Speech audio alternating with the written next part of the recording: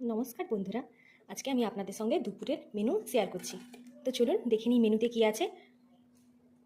প্রথমেই আছে শাক ভাজা, 5 ফোড়ন কাঁচা পেঁয়াজ দিয়ে করেছি 5 মেশালি শাকের ভাজা। আর আছে পেঁপে ভাজা, আর করেছি আলু ভাজা কাঁচা লঙ্কা দিয়ে।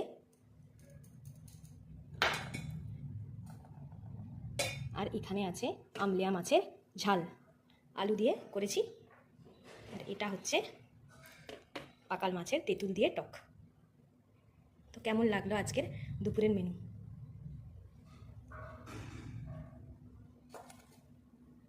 আর আছে খয়রা মাছের ভাজা।